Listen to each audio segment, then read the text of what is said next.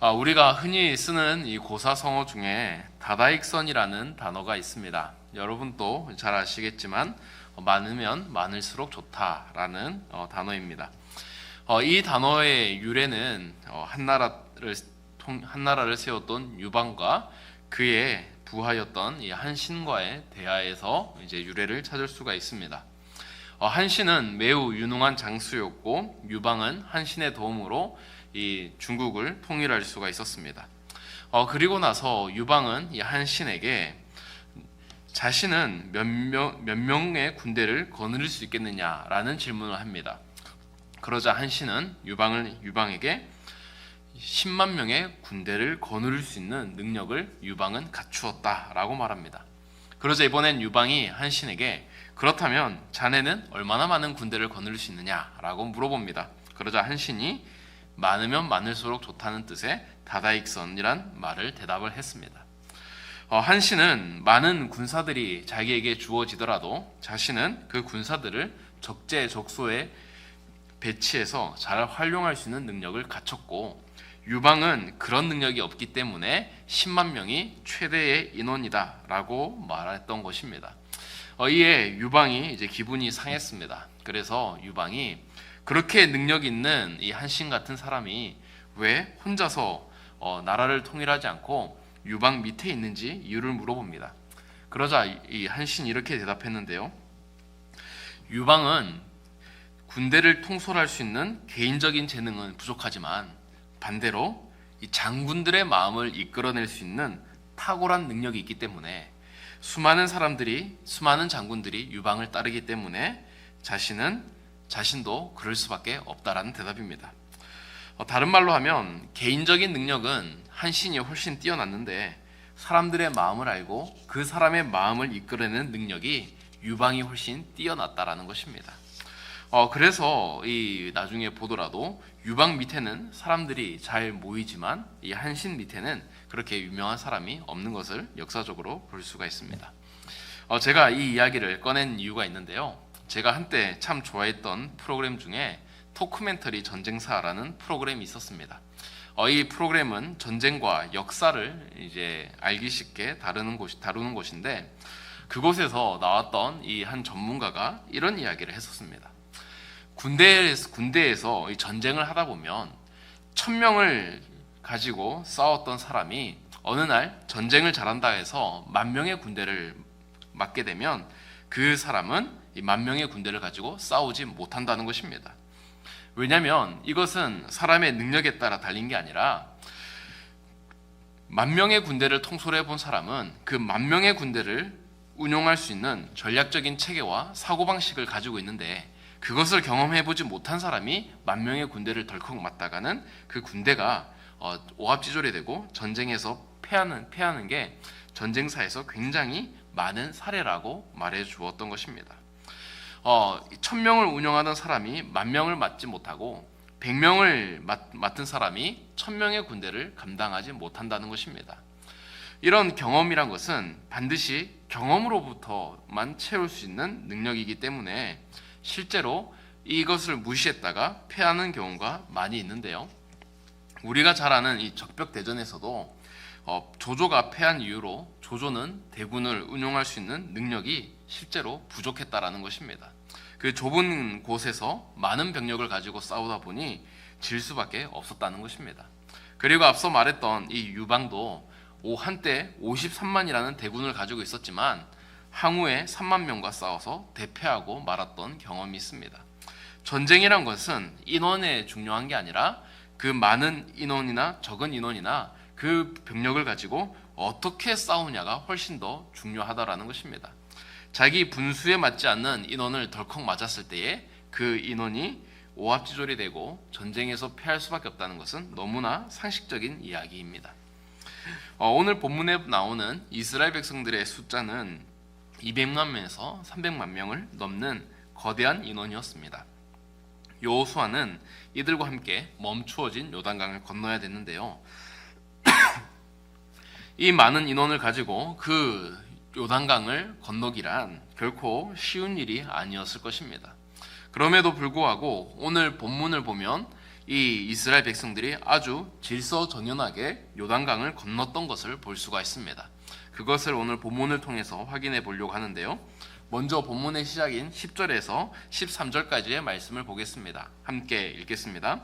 또 여호와께서 여호수아에게 명령하사 백성에게 말하게 하신 일 곧 모세가 여호수아에게 명령한 일이 다 마치기까지 궤를 맨 제사장들이 요단 가운데 서 있고 백성은 속히 건넜으며 모든 백성이 건너기를 마친 후에 여호와의 궤와 제사장들이 백성의 목전에서 건넜으며 르우벤 자손과 갓 자손과 므낫세 반 지파는 모세가 그들에게 이른 것 같이 무장하고 이스라엘 자손들보다 앞서 건너갔으니 무장한 4만 명 가량이 여호와 앞에서 건너가 싸우려고 여리고 평지에 이르니라. 아멘.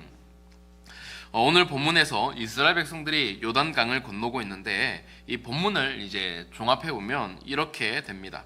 먼저 하나님은 여호수아에게 말씀하셨습니다. 그리고 여호수아는 자신이 들었던 그 음성을 백성들의 관리들에게 전하면 백성의 관리들은 그것을 백성에게 전달합니다. 또한 여호수아는 하나님께서 주셨던 말씀을 제사장들에게 전달합니다. 그러면 제사장은 여호수아의 말을 따라서 행동하도록 되어 있습니다. 제사장들이 이제 물에 들어갔을 때에 그 물이 멈춰 섰습니다. 그리고 제사장들은 그 물 한가운데 서 있고 이제 이스라엘 백성들이 요단강을 건너고 있습니다. 성경에서 이 요단강을 어떻게 건넜는지에 대해 자세하게 말해주지 않지만 우리는 이 아마 지파별로 그리고 그 지파에 있는 각 관리들을 중심으로 건넜을 것이라고 한번 쉽게 생각해 볼 수가 있습니다. 그러면 그 건너는 장면을 한번 머릿속으로 생각해 보시기 바랍니다. 먼저 한 지파가 이제 요단강 앞에 서 있습니다. 그리고 그 뒤로 11지파가 그 뒤에 서 있습니다. 이들 모두는 멈추어진 요단강을 보았고 그리고 명령에 따라서 한 지파가 이제 건너기 시작합니다.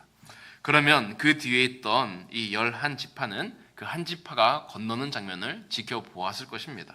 그리고 나서 이 한 지파가 다 건너면 아직 건너지 못한 이 10지파가 또 순서대로 한 지파씩 건너고 그러면 그 건너는 장면을 먼저 도착한 지파와 그리고 아직 출발을 기다리는 지파가 서로 지켜보면서 이제 대기하고 있었을 것입니다. 이렇게 생각해 보면 이 요단강을 건너는 시간이 굉장히 생각보다 길었다는 것을 우리는 생각해 볼 수가 있습니다. 질서정연하게 한 지파씩 이제 건너는 것은 건너는 당사자들에게는 짧은 순간이었겠지만 모두가 건너기까지 꽤 긴 시간이 흘렀었고 하나님은 그때까지 요단강을 멈추어 있던 것을 그들은 경험하고 목격할 수가 있었습니다. 그렇게 이 요단강을 건너는데요.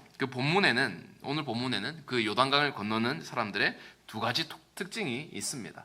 첫 번째 특징은 10절 마지막에 있는 대로 이들이 속히 건넜다는 것입니다. 이들이 속히 건넜다는 것은 요단강을 달리거나 아니면 질주해서 건넜다는 말이 아닐 것입니다. 만약에 이들이 요단강이 언제 다시 무너질지 몰라서 또는 물이 언제 다시 흐를지 몰라서 자신이 할 수 있는 최선의 속력으로 각자가 출발을 했더라면 오히려 그들은 대혼란 속에서 서로 뒤엉켰을 것입니다. 그리고 그 많은 사람들이 뒤엉키기 시작하면 서로가 서로에게 밟히는 일이 발생했을 것이고 가나안에 도착하기 전에 그들은 서로 밟혀 죽었을 것입니다. 여기서 그들이 속히 건널 수 있었다라는 것은 그들은 아주 질서정연하게 그리고 이 체계가 잘 갖춘 상태에서 그리고 우선순위를 잘 분배해서 건넜다라는 것입니다. 그리고 그런 과정이 아주 매끄럽게 잘 진행되었다는 것을 말하고 있습니다. 앞서 말한 대로 속히 건넌다는 것은 자신의 차례를 기다릴 수 있다는 것을 말합니다. 그리고 필요 이상으로 서두르거나 그리고 개인적인 행동으로 처신하지 않았다라는 것입니다. 그들은 처음 건너는 사람부터 마지막 사람까지 하나의 공동체로 또 하나의 유기적인 체계 속에서 건널 수 있었고, 그들은 이 개인적인 감정보다 공동체의 질서 가운데에 건널었다는 것을 볼 수가 있습니다. 그렇게 그들은 이 공동체의 질서를 유지함으로써 요단강을 건너라는 하나님의 말씀에 속히 응답할 수 있었습니다. 이스라엘 백성들은 이 앞서 말했던 여호수아를 중심으로 그리고 백성의 관리들을 중심으로 했던 그 체계가 아주 뿌리 깊게 내린 그런 조직이었고, 그런 문화 속에 있었던 것을 우리가 엿볼 수가 있습니다. 그리고 그런 것들이 이후의 전쟁에서도 계속해서 등장합니다. 그리고 오늘 본문에서 볼 수 있는 이제 두 번째 특징은 뭐냐면, 그들은 이제 여리고를 향해 나가는 군대로 건넜다라는 것입니다. 오늘 읽었던 본문의 12절과 13절을 보면요, 이 백성들이 건너기 전에 먼저 건넜던 사람들이 있는데, 그들은 바로 르우벤 자손, 갓 자손, 므낫세 반 지파 사람들로 구성되어 있던 무장을 했던 군인들이었다는 것입니다. 르우벤 자손과 갓 자손과 므낫세 반 지파, 이들은 요단강 동쪽에 이미 땅을 배분받은 지파의 사람들이었습니다. 그들은 이미 가족들이 요단강 동쪽에서 살고 있었습니다. 그런데 모세와 여호수아는 그들에게 너희들은 땅을 받았을지라도 너희의 같은 민족들은, 형제들은 땅을 받지 못했으니 너희들이 전쟁에 나서야 된다라고 말했고, 이들도 기꺼이 하겠다고 했습니다. 그리고서 그들은 자신들을 위한 싸움이 아님에도 불구하고 먼저 무장을 했고 가장 앞서서 요단강을 건넜다라고 말하고 있습니다. 그리고 성경은 이들의 인원이 4만 명이었다라고 말하고 있습니다. 왜 이스라엘 백성들은 무장한 군대를 먼저 보냈을까요? 우리가 당연히 알 수 있는 것처럼 요단강을 건넌다는 것은 이제 적진을 향하여 들어간다는 것입니다. 그곳에는 혹시 모를 위험이 있기 때문에 먼저 군대가 가서 그곳에서 자리를 잡고, 그리고 안전한 상태에서 이제 이스라엘 백성들이 하나씩 건넜다라는 것을 우리는 생각해 볼 수가 있습니다. 요단강을 앞선 사람, 가장 먼저 건넌 사람은 노약자들이 아니라 무장한 군인이었다는 것. 이것을 보았던 이스라엘 백성들은 이제 우리가 저 요단강을 건너면 우리도 싸워야 하는 군인이라는 정체성을 그들은 눈으로 보고 그들도 경험했을 것입니다. 그리고 이제 이 땅은 바로 하나님께서 우리에게 주신 땅이자 우리가 발로써 밟아서 이것을 쟁취해야 될 땅이란 것을 그들은 이 요단강을 건너면서 다시 한번 새겼을 것입니다. 사랑하는 성도 여러분, 요단강을 건넌다는 것은 이제 이스라엘 백성들은 본격적인 하나님의 백성으로서, 그리고 그들은 가나안 전투를 시작하겠다라는 어떤 출발선과도 같습니다. 이런 요단강을 건너는 이스라엘 백성 모습은 세상을 살아가는 우리의 모습이어야 하기도 합니다. 우리는 늘 세상이란 곳에서 살아갑니다. 우리는 세상에서 살다가 또 이렇게 예배를 드리러 또 교회 모임에 나오기도 합니다. 우리는 세상과 이 교회, 그리고 세상과 우리가 살아가는 공동체 한가운데에서 살아가는 하나님의 군대라는 사실을 잊어서는 안 됩니다. 이 바울은 이 군대에 있는 사람은 사사로운 감정에 휘둘리지 않는다라고 말했습니다. 우리에게 사사로운 감정이라면 바로 세상을 향한 마음일 것입니다. 군인들은 그 군인을 부른 자들을 기쁘게 하기 위해 살아가는 것처럼 하나님은 지금 저와 여러분들을 이 공동체에서 모이게 하셨지만 또한 그 공동체가 세상에서 싸워 나가야 될 하나님의 군대로서도 부르셨다는 것입니다. 그렇다면 우리는 사사로운 우리의 감정, 세상을 향한 마음이 아니라 정말 하나님의 뜻을 실현시키고 그리고 하나님의 약속을 따라 살아가겠다는 그런 마음가짐이 우리에게도 필요하다는 것입니다. 이스라엘 백성들에게 이 가나안 땅이란 것은 아브라함 때부터 주어기로 했던 약속의 땅이었습니다. 그러나 그 약속의 땅은 자신들이 그저 얻어가는 것이 아니라 전쟁을 통해서 자신들의 발로 밟아서 싸워 나가야 했습니다. 말 그대로 목숨을 건 전쟁이었는데요.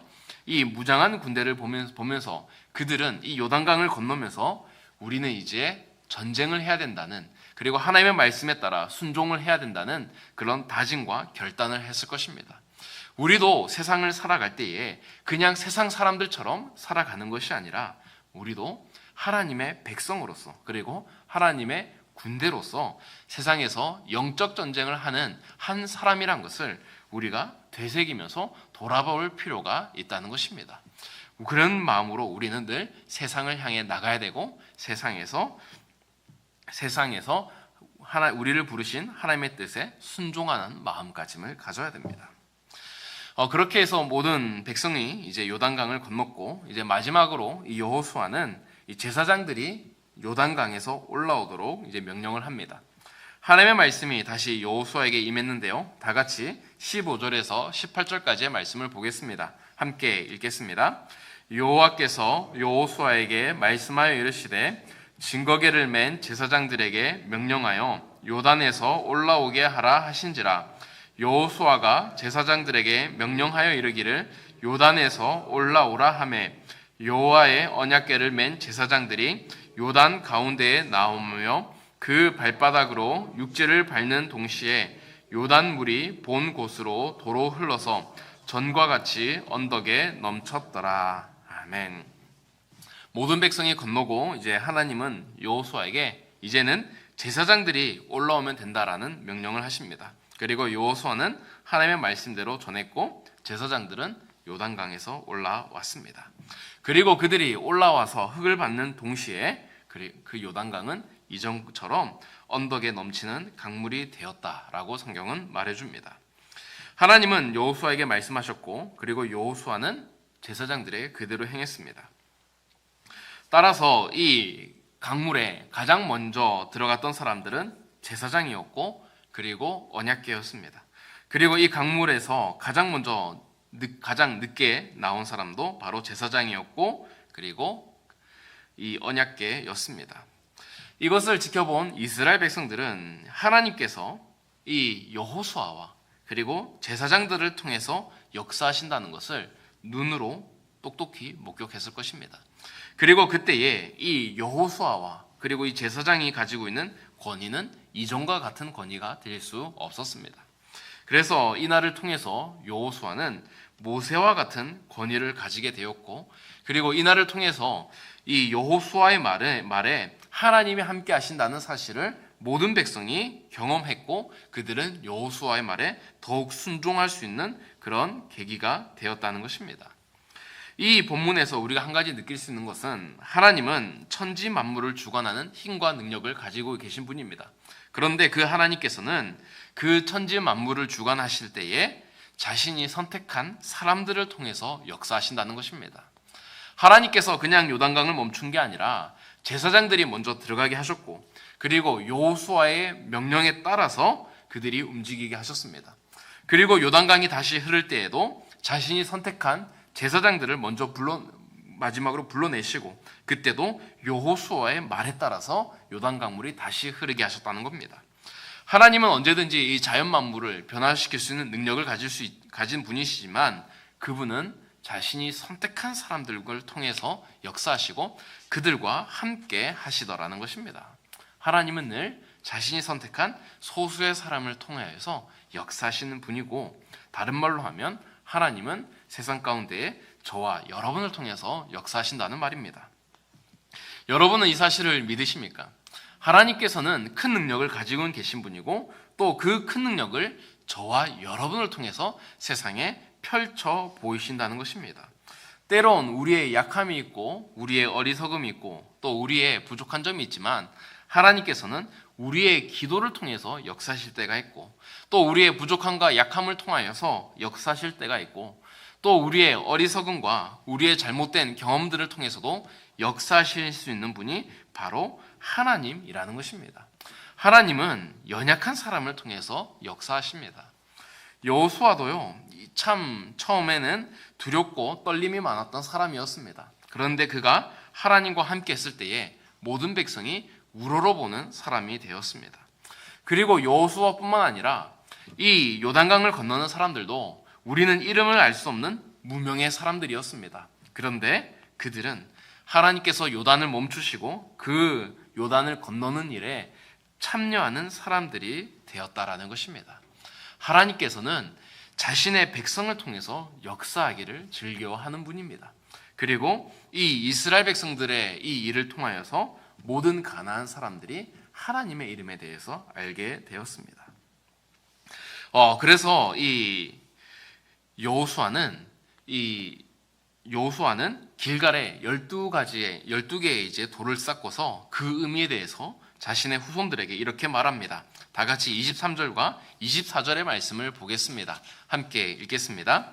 너희의 하나님 여호와께서 요단 물을 너희 앞에서 마르게 하사 너희를 건너게 하신 것이 너희의 하나님 여호와께서 우리 앞에 홍해를 말리시고 우리를 건너게 하심과 같았나니 이는 땅의 모든 백성에게 여호와의 손이 강하신 것을 알게 하며 너희가 너희의 하나님 여호와를 항상 경외하게 하려 하심이라 하라. 아멘.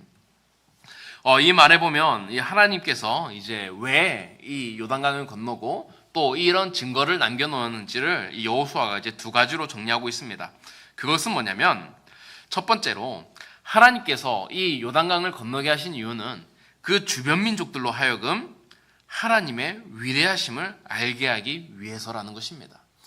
여호수아가 요단을 건넜던 것을 그들의 이스라엘 백성들뿐만 아니라 그것을 지켜보았던 여리고 사람들과 그리고 가나안 사람들이 나중에 모두 알게 되었습니다.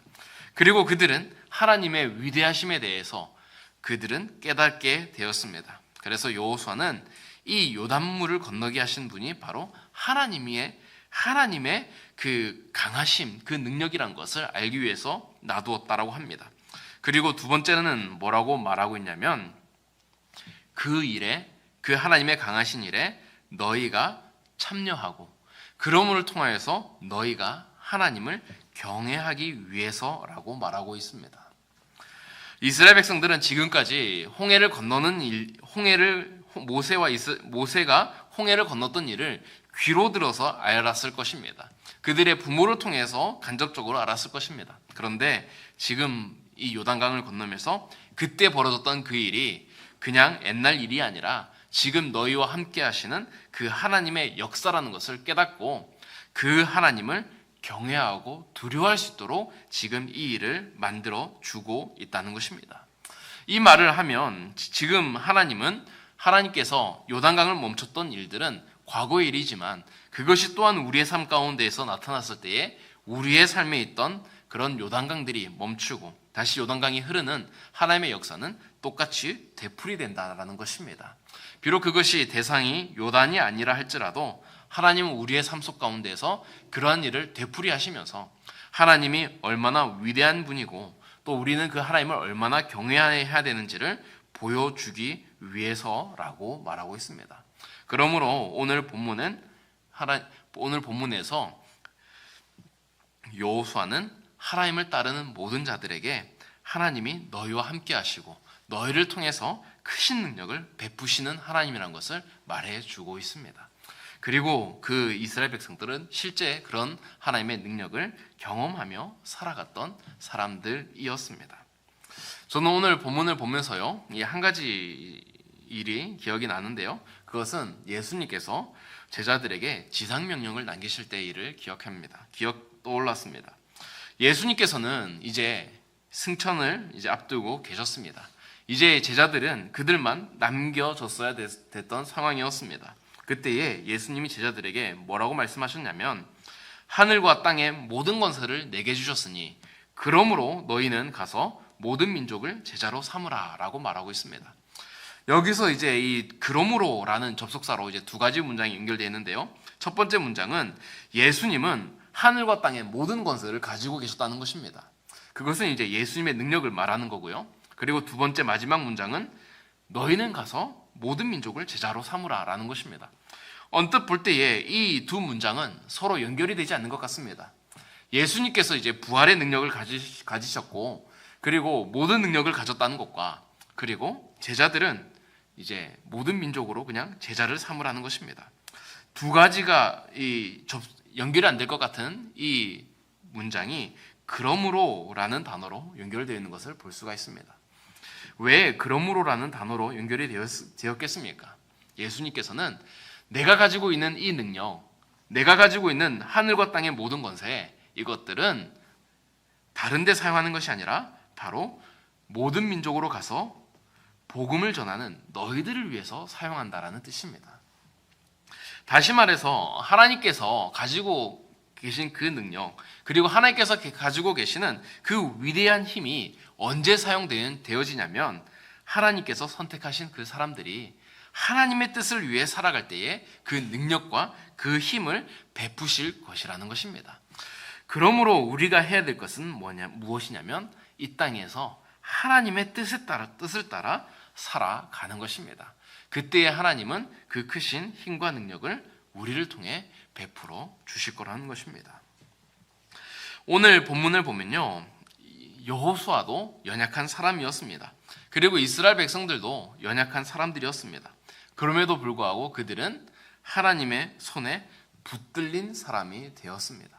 그리고 그들은 요단강을 건넜고, 그리고 요단강을 건너온 이후에 하나님의 함께하심과 하나님의 기적의 주인공이 되었습니다. 사랑하는 성도 여러분, 우리들도 요단강을 건너는 영적인 군사라는 사실을 늘 잊지 않기를 바랍니다. 그리고 우리가 정말 그 영적인 정체성을 우리가 지키고 우리가 세상에서 싸울 때에 하나님은 그런 우리를 통해서 역사하신다는 것입니다. 하나님의 능력은 멈춰 있는 게 아니라 하나님은 우리의 기도를 통해서, 또한 우리의 그 순종을 통해서, 우리의 그 주변의 상황을 통해서 역사하실 준비가 되어 있는 분이 바로 우리의 하나님입니다. 그리고 그 때가 되었을 때 정확하게 요단강을 멈추고 다시 흐르게 하셨던 것처럼 우리의 삶에도 그 때에 맞게 한치의 오차도 없게 역사하실 분이 우리의 하나님이라는 사실을 기억하시면서 우리가 그 하나님을 믿고 살아가는 저와 여러분이 되기를 간절히 소망합니다.